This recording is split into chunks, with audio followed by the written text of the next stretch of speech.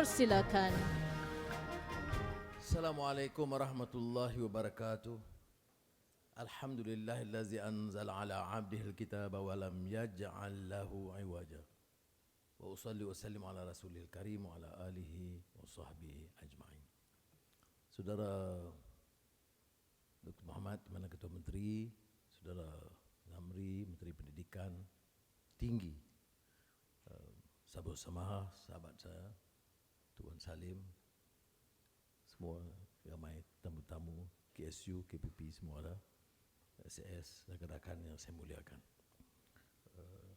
Alhamdulillah kita dapat bersama-sama dan ikhtiar mengadakan persidangan mengenai zakat ini bagi saya penting.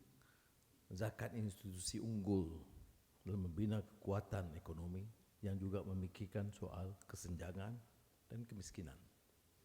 Kalau sesatunya peperangan awal zaman Khulafaur Rasyidin mempertahankan institusi zakat itu di bawah Abu Bakar Siddiq radhiyallahu anhu.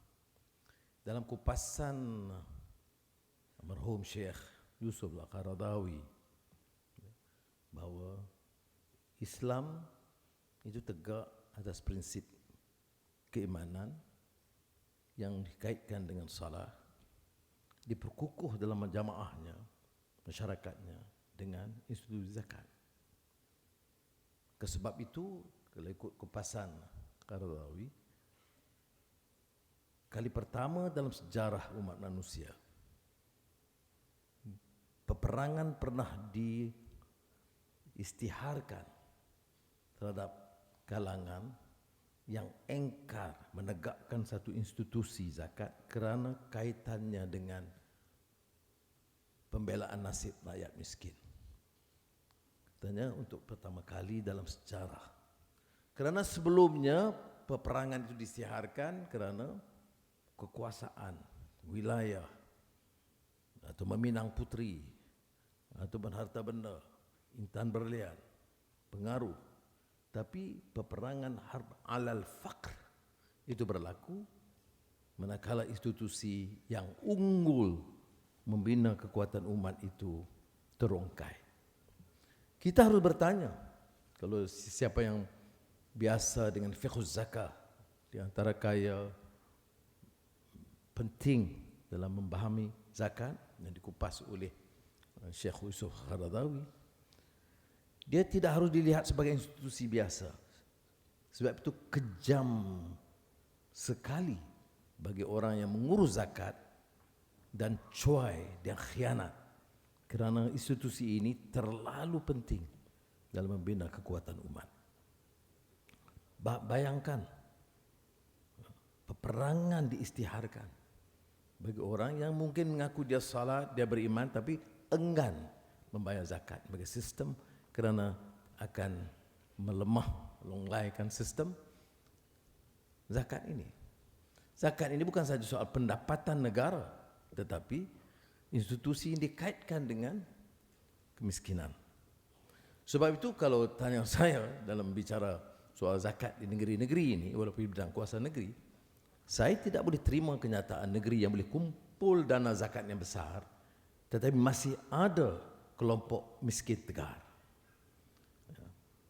Saya ambil alih tahun lalu, lebih setahun yang lalu, di wilayah persekutuan, saya arahkan, bagilah teori apa, penjelasan apapun, selagi ada rakyat di Kuala Lumpur masuk kategori miskin tegar, selain daripada langkah-langkah lain daripada kerajaan, saya nak zakat itu dimanfaatkan sepenuhnya.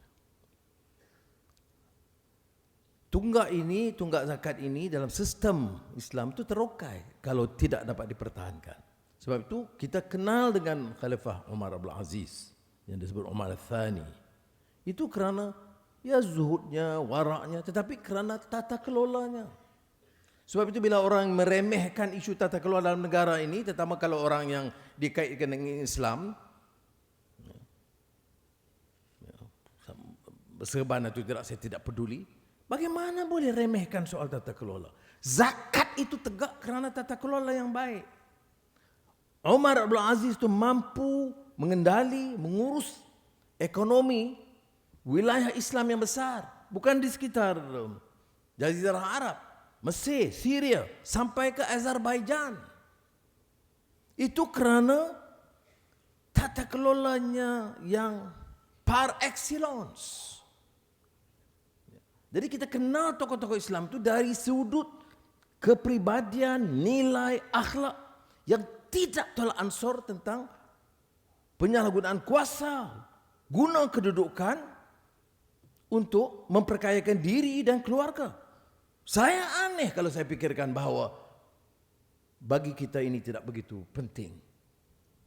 Negara kaya sebagaimanapun, kutipan zakat puluhan bilion ringgit sekalipun tidak mungkin berhasil menyelenggara dan menyelesaikan sebagian besar masalah kalau tidak diurus dengan baik. Pengurusan baik itu disebut tata kelola yang baik. Sebab itu ada kaitannya. Institusi zakat itu harus diurus dengan baik. Maknanya prinsip tata kelola.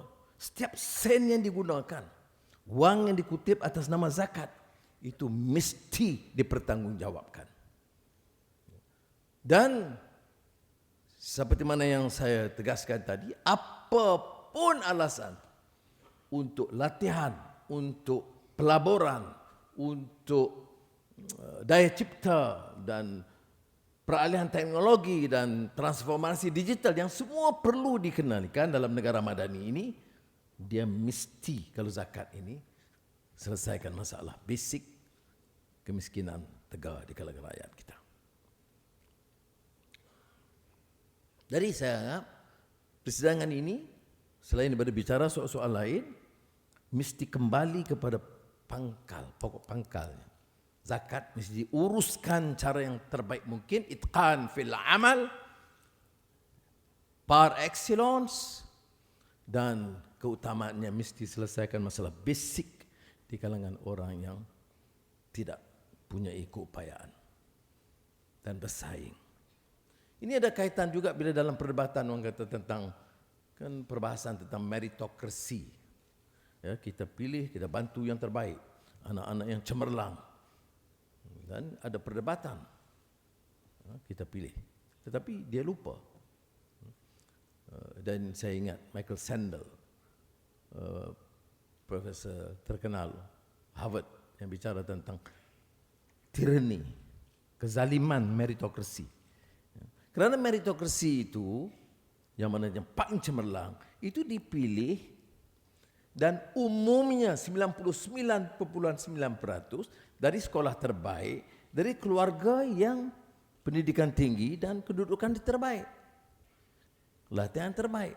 Jadi kesenjangan itu berterusan. Digital transformation itu kalau tidak dipastikan diperoleh oleh golongan peringkat yang miskin dan pendapatan rendah, dia akan menyebabkan kesenjangan lebih melebar. Kesenjangan yang terus melebar di bawah pengawasan kita tidak berarti kita mampu menegakkan keadilan. Menegakkan keadilan itu berarti mengurangkan kesenjangan, bukan melebarkan terus. Dan maknanya kalaupun institusi zakat memikirkan selain daripada membasmi atau menoktahkan kemiskinan tegak, memastikan golongan yang di peringkat rendah ini, miskin, itu diberikan kemudahan termasuk dalam bersaing dalam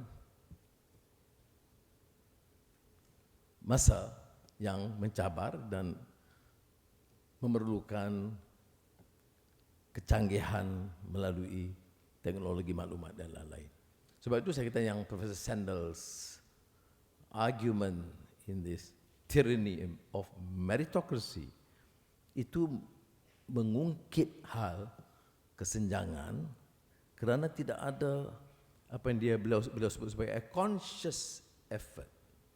Ya, satu tindakan yang jelas melalui tata kelola yang baik dan yang prihatin terhadap nasib orang yang tidak mampu bersaing. Ya, Kita dalam sistem pendidikan kita pun begitu kan. Anak-anak cemerlang di sekolah terbaik dan tentunya dari sekolah yang terbaik. Saya nasib baik karena pergi ke Kolej Melayu, Kuala Kangsar. Masa itu belum ada sekolah-sekolah asrama penuh yang lain terkenal. Tetapi tidak boleh diukur dari segi itu. Kerana ada anak-anak dan rakan-rakan saya mungkin lebih pintar, tapi kekal di cokot ukun. Jadi mana mampu bersaing. Ya. Sekolah menengah di Menek Urai dan sekolah menengah di Kapit nak bersaing dengan sekolah Kolej Melayu atau Chungling High School, tak mungkin. Sebab itu langkah-langkah dalam perancangan kerangka pemikiran pengurusan zakat itu harus memikirkan semua ini. Bagaimana dengan dana zakat selain daripada usaha lain daripada kerajaan itu boleh mengurangkan kesenjangan yang berlaku. Cuba saya lihat kerana zakat institusi terlalu penting. Bayangkan di zaman Omar Abdul Aziz yang sebut tadi ya, dari Jazirah Arab sehingga ke Azerbaijan, dia perintah 2 tahun 3 bulan.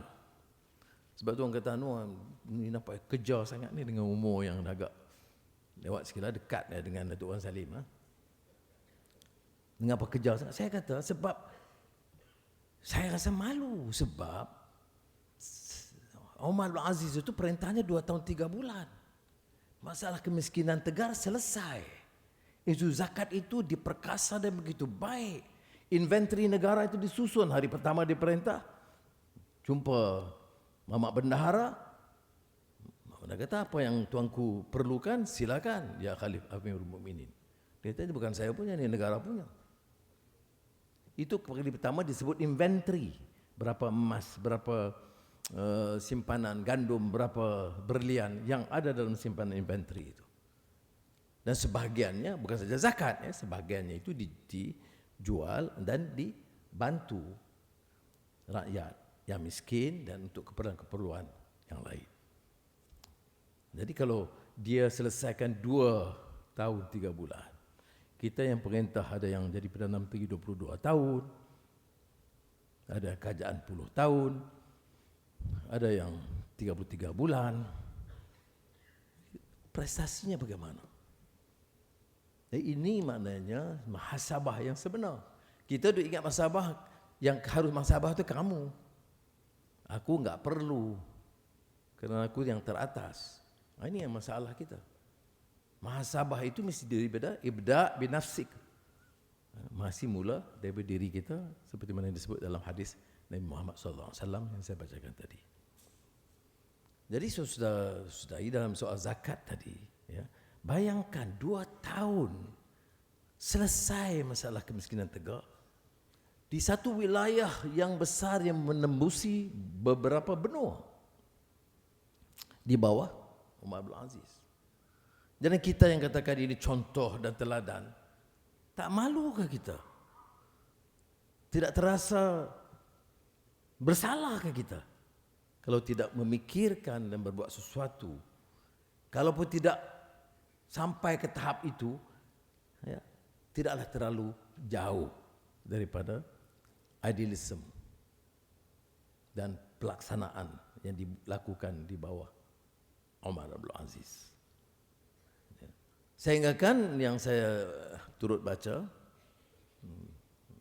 Mufti boleh betulkan kalau silap, laporan yang mengatakan Gubernur Azerbaijan menulis kepada Omar Abdul Aziz, ya Amirul Mukminin, masalah kemiskinan tegar selesai di wilayah saya.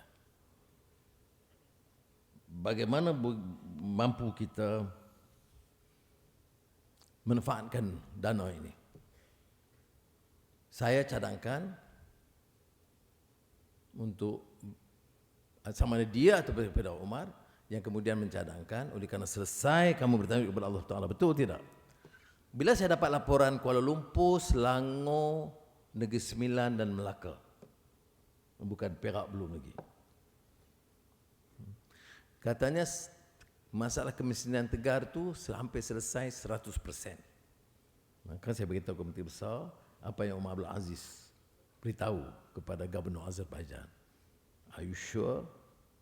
Dia cakap bahasa Arab lah. Are you sure? Because you are finally, ultimately responsible to Allah SWT. But if it's true, Alhamdulillah. Then gunalah wang itu, mungkin di antara cadangannya, membiaya anak-anak muda yang nak kahwin. Yang tak cukup wang. Zamri yang dah kahwin bukan, tak termasuk golongan ni, yang belum. Jadi, itu umpamanya ya.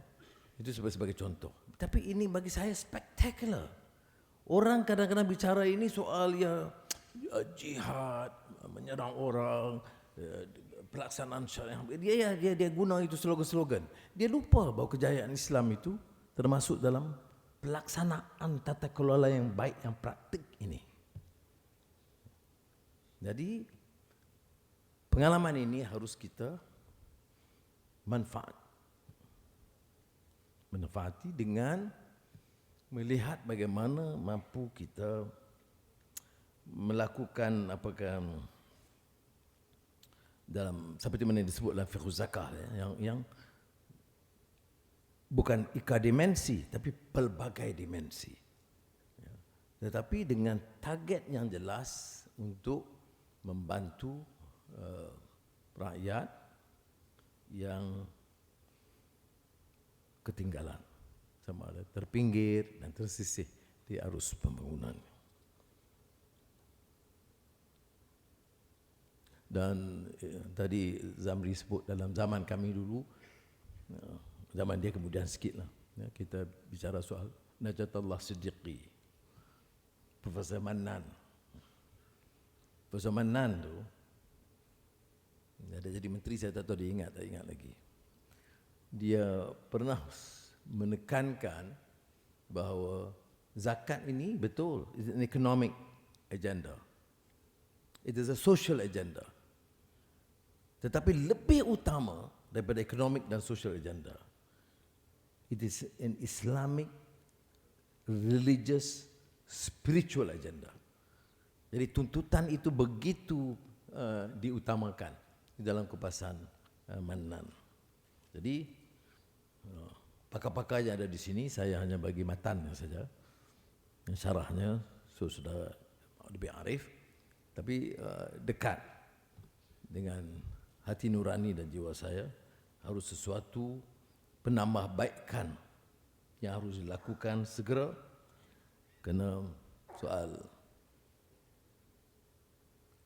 negara yang makmur dan maju, tapi kemiskinan tegar itu masih ada, dan ada beberapa target. Sebab tu saya kata bila saya ambil alih jawatan, pengumuman pertama saya, noktahkan kemiskinan tegar. Dan setakat ini yang saya kata yang berhasil 100% Melaka, Negeri Sembilan, Kuala Lumpur, Selangor. Saya belum dapat laporan terperinci dari Pulau Pinang. Sepatutnya selesai sebab Pulau Pinang jumlah kemiskinan tegar itu jauh lebih kecil. Jadi TKM dalam tempoh seminggu harus beri laporan selesai atau tidak.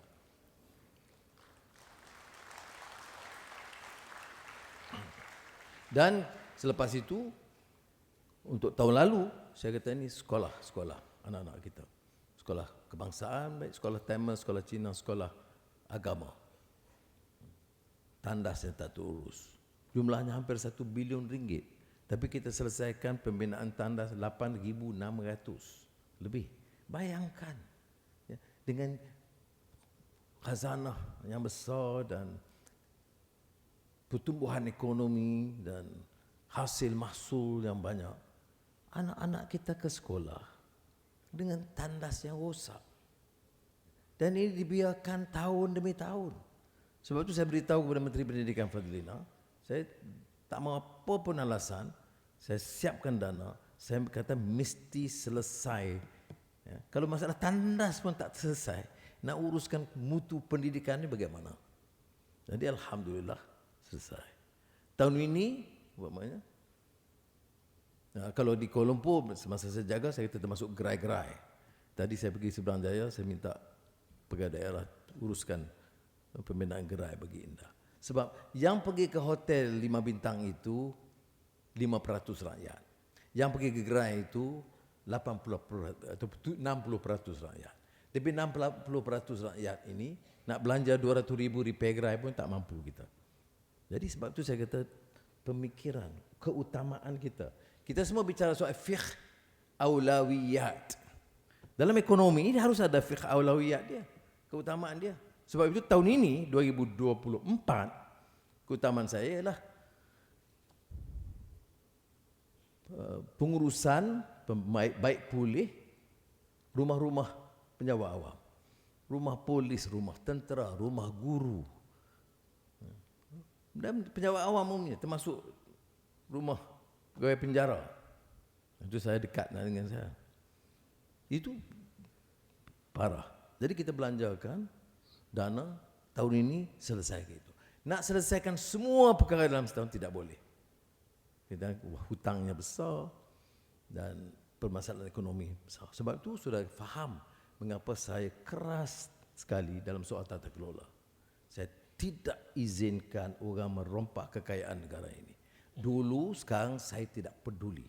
Ada kes besar, kamu Datuk ke Datuk Seri ke Tun ke, kamu ambil wang, kami siasat, kami dakwa, kamu bagi balik wang itu kepada rakyat. Ini sekali lagi saya ucapkan terima kasih